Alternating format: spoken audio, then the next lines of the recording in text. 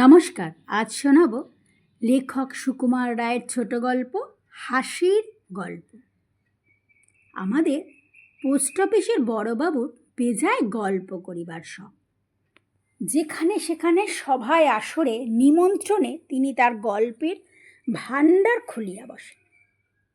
দুঃখের বিষয়, তার ভাণ্ডার অতি সামান্য, কতগুলি বাঁধা গল্প, তাই তিনি ঘুরিয়া ফিরিয়া সব জায়গায় চালাইয়া দেন। কিন্তু একই গল্প বারবার শুনিতে লোকের ভালো লাগিবে কেন? বড়বাবু গল্প শুনিয়া আর লোকের হাসি পায় না, তবু বড়বাবু উৎসাহ তাহাতে কিছুমাত্র কমে না। সেদিন হঠাৎ কোত্থেকে একটা নতুন গল্প সংগ্রহ করিয়া মুখুজ্জদের মজলিসে শুনাইয়া দিলেন। গল্পটা অতি সামান্য, কিন্তু বড়বাবুকে খাতির করিয়া সকলে হাসিল। বড়বাবু তাহা বুঝিলেন না। তিনি ভাবিলেন গল্পটা খুবই ভালো হয়েছে, সুতরাং তার দুদিন বাদে যদু মল্লিকের বাড়ি নিমন্ত্রণে বসিয়া তিনি আড়ম্বর করিয়া আবার সেই গল্প শোনাইলেন। দু একজন যাহারা আগে শোনে নাই তাহারা শুনিয়া বেশ একটু হাসিল। বড়বাবু ভাবিলেন গল্পটা জমিয়াছে ভালো। তারপর ডাক্তারবাবু ছেলের ভাতে তিনি আবার সেই গল্প উৎসাহ করিয়া শুনাইলেন। এবারে ডাক্তারবাবু ছাড়া আর কেউ গল্প শুনিয়া হাসিল না, কিন্তু বড়বাবু নিজেই হাসিয়া কুটি কুটি। তারপরেও যখন তিনি আরও 2-3 জায়গায় এই একই গল্প চালাইয়াছিলেন, তখন আমাদের মধ্যে কেউ কেউ বিষম চটিয়া গেল। বিশু বলিল, না হে, আর অত সহ্য হয় না।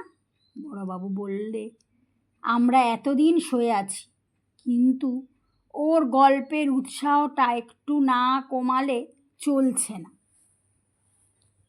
2 দিন বাদে আমরা 10-12 জন বসিয়া গল্প করিতেছি। এমন সময় বড়বাবুর নাদুস নুদুস মূর্তিখানা দেখা দিল। আমরা বলিলাম, আজ খবরদার, ওর গল্প শুনে কেউ হাসিতে পারবে না, দেখি উনি কি করে।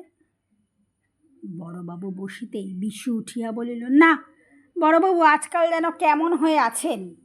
আগে কেমন মজার মজার গল্প করতেন, আজকাল কই, কেমন যেন ঝিমিয়ে পড়েছেন। বড়বাবু এক কথায় ভারী ক্ষুণ্ণ হইলেন। তার গল্প আর আগের মতন জমে না। এ কথাটি তাহারও একটু ভালো লাগিল না। তিনি বলিলেন, বটে, আচ্ছা রোসো, আমি আজ তোমাদের এমন গল্প শোনাবো, হাসতে হাসতে তোমাদের নাড়ি ছিঁড়ে যাবে। এই বলিয়া তিনি তাহার সেই মামুলি পুঁজি হইতে একটা গল্প আরম্ভ করিলেন। কিন্তু গল্প বলিলে কি হইবে, আমরা কেউ হাসিতে রাজি নহি, সকলেই কাঠ হইয়া বসিয়া রইলাম। বিশু বলিল, না, এ গল্পটা জুৎসই হইল না। তখন বড়বাবু তাহার সেই পুঁজি হইতে একে একে 5-7টি গল্প শুনিয়া দিলেন, কিন্তু তাহাতে সকলের মুখ পেঁচার মতন আরও গম্ভীর হইয়া উঠিল। তখন বড়বাবু খেপিয়া গেলেন। তিনি বললেন, যাও যাও, তোমরা হাসতে জানো না, গল্পের কদর বোঝো না, আবার গল্প শুনতে চাও। এই গল্প শুনে সেদিন ইন্সপেক্টর সাহেব পর্যন্ত হেসে গড়াগড়ি। তোমরা এসব বুঝবে কি? তখন আমাদের মধ্যে একজন বলিয়া উঠিল, সে কি বড়বাবু, আমরা হাসতে জানি নে, বলেন কি? আপনার গল্প শুনে কতবার হেসেছি ভেবে দেখুন। আজকাল আপনার গল্পগুলো তেমন খোলে না, তা হাসবো কোত্থেকে? এই তো বিশুদা যখন গল্প বলে তখন কি আমরা হাসি নে? কি বলেন? বড়বাবু হাসিয়া বলিলেন, বিশু, ও আবার গল্প জানে নাকি? আরে একসঙ্গে 2টো কথা বলতে ওর মুখে আটকায়, তা আবার গল্প বলবে কি? বিশু বলিল, বিলক্ষণ, আমার গল্প শোনেনি বুঝি? আমরা সকলে উৎসাহ করিয়া বলিলাম, হ্যাঁ হ্যাঁ, একটা শুনিয়া দাও তো। বিশু তখন গম্ভীর হইয়া বলিলেন, এক ছিল রাজা। শুনিয়া আমাদের 4-5 জন হো হো করে হাসিয়া বলিল, আরে রাজার গল্প রে, রাজার গল্প, হা হা হা। বিশু বলিলেন, রাজার 3টা ধাড়ি ধাড়ি ছেলে ছিল, শুনিবা মাত্র আমরা একসঙ্গে প্রাণপণে এমন সশব্দে হাসিয়া উঠিলাম, বিশু নিজেই চমকাইয়া উঠিল। সকলে হাসিতে হাসিতে ওর গায়ে গড়াইয়া পড়িতে লাগিল।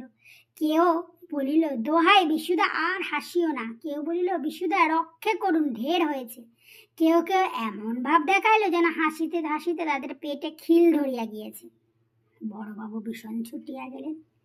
তিনি বললেন, এসব ওই বিশুর কারসাজি, ওই আগে থেকে এসব শিখিয়ে এনেছে, নইলে ও যা বললে তাতে হাসবার মতন কিছু আছে বাপু? এই বলিয়া তিনি রাগে গজগজ করিতে উঠিয়া গেলেন। সেই সময় হইতে বড়বাবু গল্প বলার শখটা একটু কমিয়াছে। এখন তিনি যখন তখন কথায় কথায় হাসির গল্প ফাঁদিয়া বসেন না। নমস্কার, গল্প পাঠ এখানেই শেষ হলো। গল্প পাঠ যদি ভালো লাগে একটা লাইক করবে। পরের দিন আসবো আর একটা নতুন গল্প নিয়ে।